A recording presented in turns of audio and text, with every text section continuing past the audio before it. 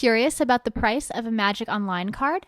Try our searchable price guide on the right sidebar of any mtgoacademy.com page. Time for round 1, winning the die roll. And a pretty interesting hand. I think this is actually a keep with the Voyage's End into, say, the Nixmith on the play. I could see the Nixmith just generating quite a lot of value, and then 5 lands is probably one more than you would want, but I'm not gonna mulligan this hand with such a nice potential. Now I kind of have to hope that my opponent isn't onto a crazy fast start, and I also need the Nixmith to survive, but both of these things could work out quite nicely. Let's see, no play here, so I think I just have to go for it and hope that this survives and that I can untap it next turn. So this part of the plan has worked, and now Asphyxiate doesn't even kill this, and my opponent needs to have something here, otherwise I get to untap with the Nixmith. Deathbellow Raider is fine. Happy to see that. And we are getting some value.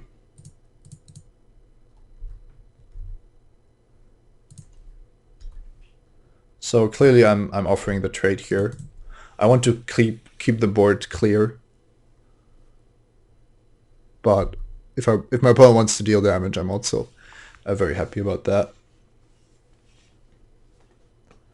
And now the combination of Flamespeaker Adept plus Voyage's End might already be enough to take this game. Okay, there's the Asphyxiate.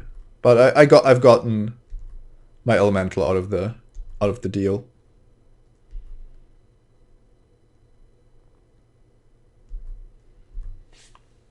There aren't many ways in this format to generate card advantage, so I'm happy about the way this exchange worked out.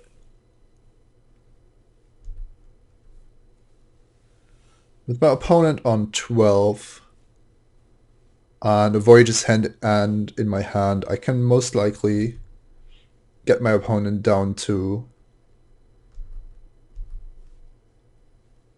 5 without much of a problem. I'm just taking the damage here because I don't want to enable any kind of tricks to mess with my game plan.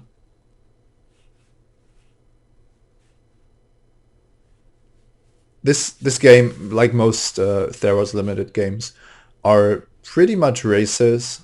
Sometimes decks will put on a huge clock and win in like 2 turns with only 1 or 2 creatures, but here I've only taken 4 damage from Deathbellow Raider, so I'm not in a big danger to die.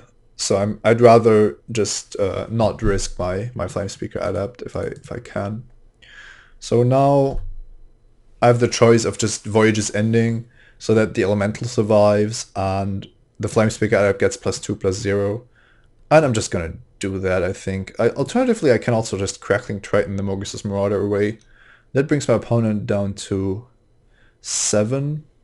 And then I still have the Voyage's End, which is basically lethal if there is no blocker or only 1 blocker. Yeah, that seems even better. There's the potential for my opponent to have... I guess this costs blue. To have 2 creatures next turn, but he's only been casting 1 creature each turn and hasn't shown a removal spell other than Asphyxiate, which I think is pretty awful, and this game showed why. It couldn't deal with the Nixmith, it couldn't deal with the Elemental token, and then after that it managed to defeat the 2/1. But the most threatening creatures in this format are actually the tapped ones that have been enchanted with something. If my opponent has 2 creatures here, it's likely that one of them has a 1 toughness also. So Spark Jolt could be nice here as well. One thing I have to say is that Asphyxiate is actually pretty good in aggressive decks, because you will just you'll just remove the blockers. Okay, I have to sacrifice a creature. My opponent is on 7, and this kills him. So what's going to happen here is that I Voyage's End the agent away. It wouldn't have blocked anyway, I think. But there's no need for me to risk that. And I put this on the bottom so I can just Spark Jolt my opponent out of the game. I could also just wait for my draw step, but this shows him that he's dead, so. Okay. That worked out. Agent of the Fates, definitely a card to keep in mind. I'm not going to bring in something like Peak Eruption. I think that's just not what this matchup is going to be about. I'm kind of scared of Agent of the Fates. I've only temporary ways to deal with it, but I do have the 2 Crackling Tritons and 2 Rage of Perforce, so I'm actually quite fine. I'm better equipped to deal with it than most decks in the format. So on the draw, I'm more likely to just be a bit behind.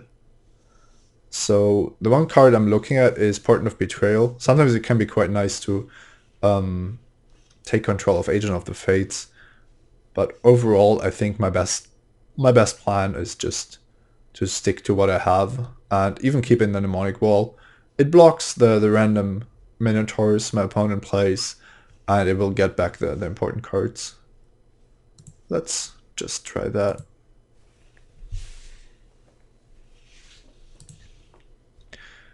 This hand is a bit worse than the last one. I still think it's a keep. I have the Voyage's End if I don't draw a land, and then I have 2 3-drops and a Rage of Perforos.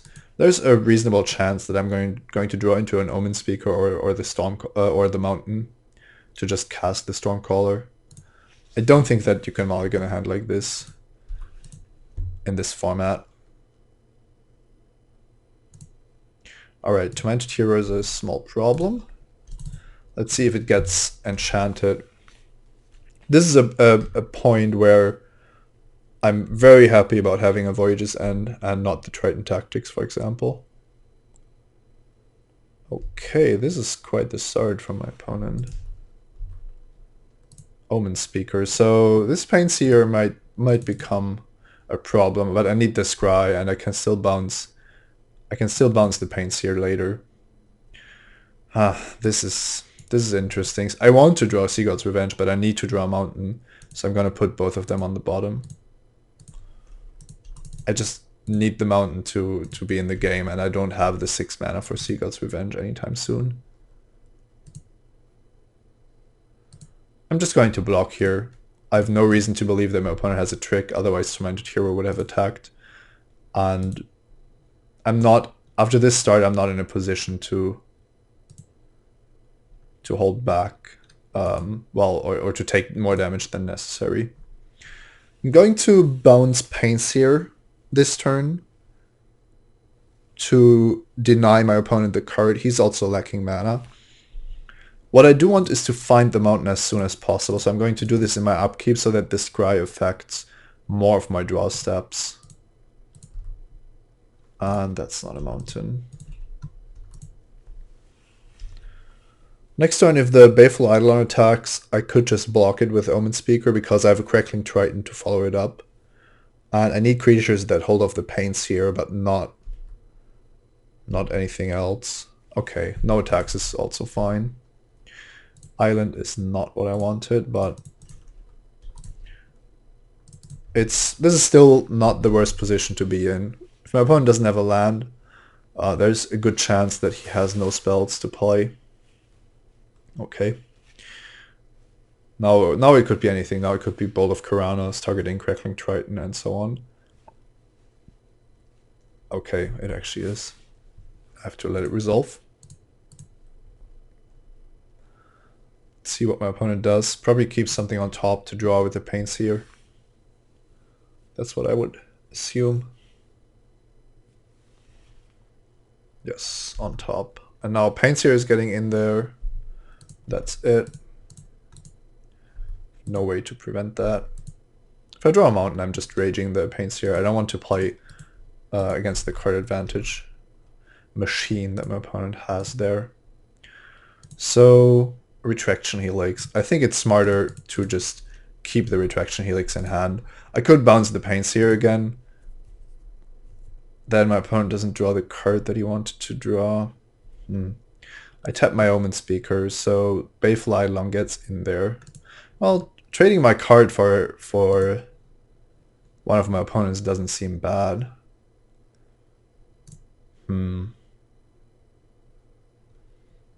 Oh, this is really interesting because Retraction Helix has a lot of value also, and I'm kind of out of things to do.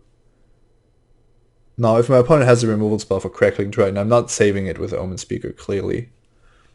Yeah, I'm just gonna cast the Helix, I think. Oh wait, did I? Oh, yeah, that didn't work out as planned. But it's not. It was a close call anyway. It's not the end of the world. Now I just have my trick available. I tried to undo the F6ing, but didn't work. So now the fourth land for my opponent. He would have drawn that anyway, but now he gets another draw step. And I'm left trying to find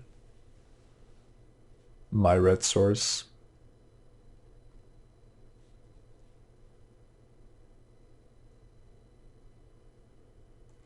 My Butcher is fine.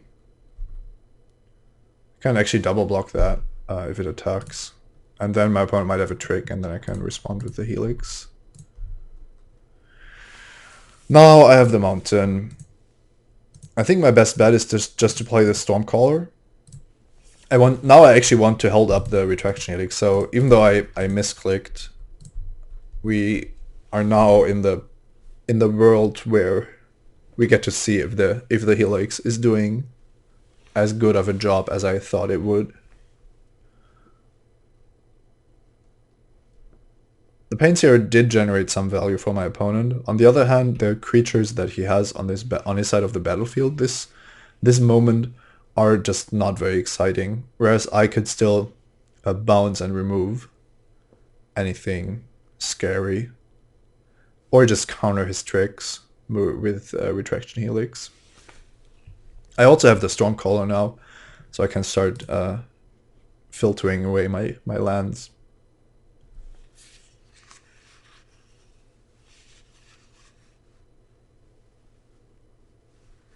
Minotaur Skullcleaver. It's not a bad card, but nothing that's going to kill me either. The 3 toughness on Crackling Triton are very valuable here. And I like this attack because it allows me to do to make the double block that I wanted to make with the Minotaur Skullcleaver, dealing 4 once, but not being a big problem.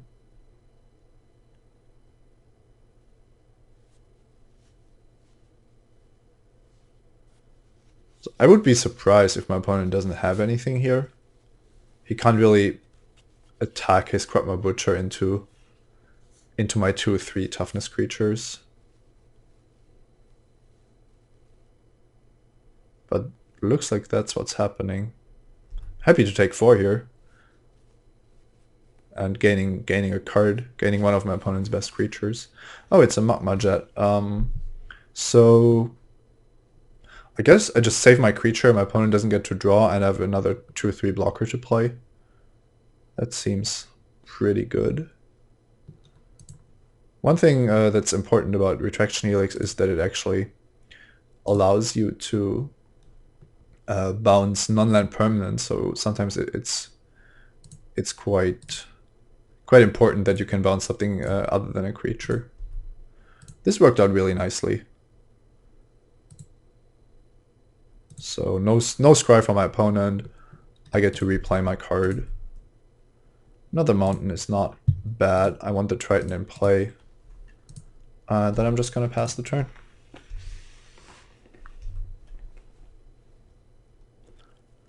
Let's hope that this was the big finish that my opponent had prepared. And now at this stage, I'm fine with Ordeals or anything of that sort. With Mnemonic Wall and Rage of Perforos, giving me quite a lot of value. Great Merchant of Asphodel is not what I was hoping to see. It's also not winning my opponent the game though. If he doesn't have any more. That is. Could have destroyed something with the Triton in response, but the Triton is so important to me on this battlefield.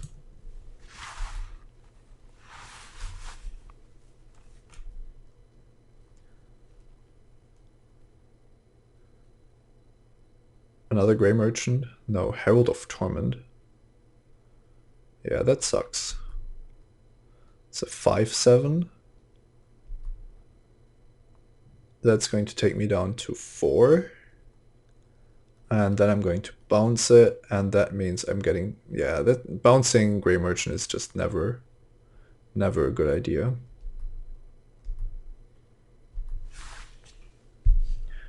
So this probably kills me. The Herald is a very good card for my opponent to have here. So even if I bounce the Grey Merchant, I'm losing to the trigger. Could scry in my upkeep. Rage of Perforos isn't going to do it. I know this has 7 toughness. The real problem is that it's a Grey Merchant. My opponent probably did this on purpose. It did build the biggest creature he could build, but it was also very nice backup against bounce. I'm gonna scry here. I don't really think that I have any outs, but I'll just draw one more card and then concede. Yeah, that was a bit too powerful for my taste. So now I'm on the play again. Definitely valuable. Could bring in Annul to deal with the Herald of Torment. Partner of Betrayal, still not amazing. I don't like the cards that are in my sideboard too much. Annul seems very narrow against black-red in particular. And Partner of Betrayal, my deck is not really trying to raise what my opponent is doing, so just gonna stick to the plan. Now on the play, Omen Speaker saves the day, and there's even a Nick Smith, so not mulliganing this. I'm playing one more island exactly for cases like this.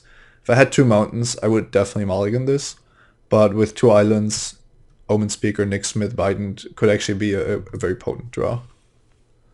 Opponent is down to 6. Now even Tormented Hero is not a big problem for this hand. Alright, now we need to find the mountain. I'm willing to put almost anything else on the bottom. There it is. So I don't want to draw any spells. I need to draw lands for the Bident, and I have more than enough spells right now. Also, Deepwater Hypnotist is not super exciting. So, and clearly, if you have the Bident, you want to be drawing lands, of course. One of the big questions is if my opponent has a 2-drop to block the Nick Smith. And if he doesn't, then he needs the Majet or something else to deal with the Smith. I think it's always correct to go for the Smith as soon as possible. It's just so unlikely that it's going to generate value later on. And if this is the exchange, then I'm fine with it. Don't think this would have been better had I played the Flame Speaker Adept. I didn't draw a land for the Bident, but I'm fine just developing my board here, getting in a bit of damage, and then at some point I'll use the Voyage's End if I need to. So for example, if there's an Agent of the Fates coming down, I wouldn't be opposed to that. Dragon Mantle. Not gonna cast this on upkeep. I want to draw a land, but the Voyage's End is actually quite nice here. So one thing I can do is cast Voyage's End on Omen Speaker to scry once and then have the Omen Speaker in my hand. The Krotma Butcher is kind of scary with the Dragon Mantle, though. I think it's correct to just bounce this. And that way I'll hopefully find the land that I want to draw. I get to attack for 5, my opponent is held back and the Dragon Mantle is dealt with, so no reason to get cute. If my opponent just takes the damage, then I could still have bounce, but yeah, I don't think that would have been very good.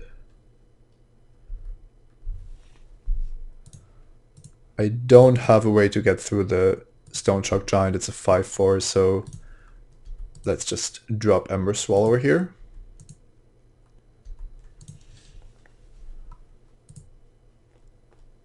Now one of the questions is if I want to trade these two. I think I do. Opponent already has 6 mana, which means that this is only 2 mana away from ultimating. Now with the Baleful Idol, my opponent is clearly not going to give me that option. Okay, so what I can do here is to Rage of Perforos the Stone Shock Giant, which is definitely the most scary card in the long run. Whereas Ill-Tempered Cyclops is only a 6/6, and by only I mean that I can, for example, block it with Flamespeaker Adept and Ember Swallower, and then I'll have traded the Swallower and the Cyclops.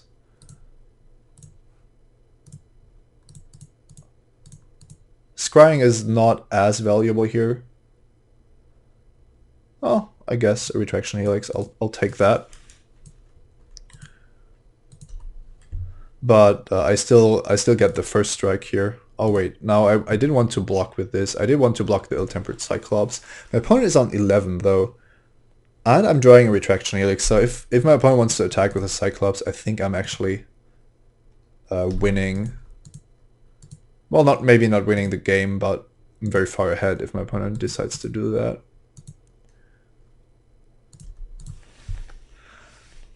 I could have been greedy and not keep the Retraction Helix for a land, but if I draw spells with this hand, even with 2 4-drops, then Retraction Helix is actually a very good card to draw. I assume that my opponent won't be able to attack with the Cyclops here. Oh, he does. So if I block with the Ember Swallower, clearly it's just dying, so I'm not going to do that. And a Grey Merchant. So the race has... Well, it's still a race, but it's a bit different now. Baleful Eidolon clearly still doing work. Now, casting Bident will almost guarantee me a win if I untap with it. So that seems a lot better than getting Coastline Chimera into play. And then I'm just gonna see what happens here. If the Ill-Tempered Cyclops attacks, I will double block it still, because the trade is a trade I'm willing to make no matter what. And then I can always use the Retraction Helix. My opponent has Herald of Torment, which is what I'm most scared about here. Then I might be forced to bounce the Grey Merchant. Okay, so this is actually happening. Yeah, this can turn into a 6/6 anytime, so I think the double block is what I want to be doing. And one thing that I probably should have done is to already have decided if I wanted to bounce the Cyclops or not. Do I want to trade the 3/3 for my 4/5, or do I not want to do that?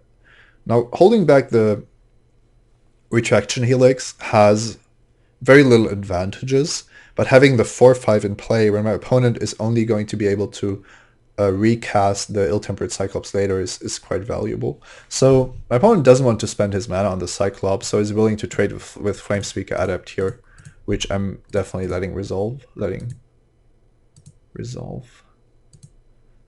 Could be a sign that there is an Agent of the Fates coming. Oh no, it's Asphyxiate. So I dropped Bident of Thassa this turn, so Ember Swallower is not summoning sick anymore, which means that Retraction Helix is pretty much the best card ever now. I think I've said this a couple of times, but Asphyxiate is just not very good. There's really no reason to bounce Baleful Eidolon. It can just be recast, and bouncing Grey Merchant seems pretty bad. So I'm just gonna bounce Omen Speaker instead, my own creature. generating a little bit of value here.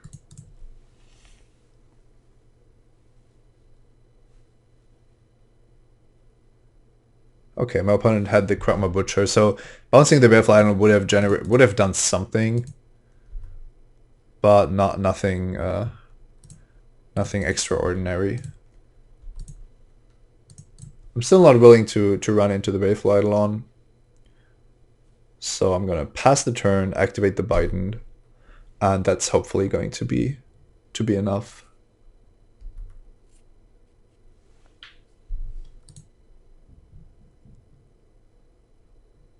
The Butcher is doing nothing.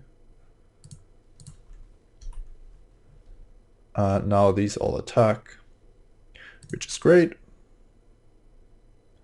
Let's see, I want the Butcher to die because it would grow, and I'm letting the Baleful Eidolon live. If it's forced to attack, it doesn't really do much anyway.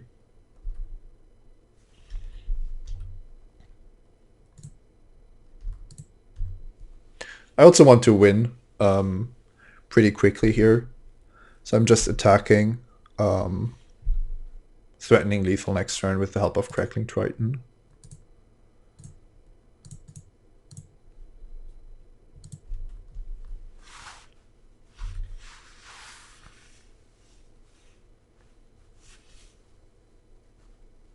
That's it. The power level of my cards was definitely important here. Countering the Asphyxiate with Retraction Helix was awesome, and it was also important to have the answer to the Stone Chalk Giant after the Nick Smith was sadly handled. I really liked the scrying from the Omen Speaker. It basically made my starting hand, which was a bit fragile, into a really solid keep. So yeah, winning round 1. Let's see if the winning continues.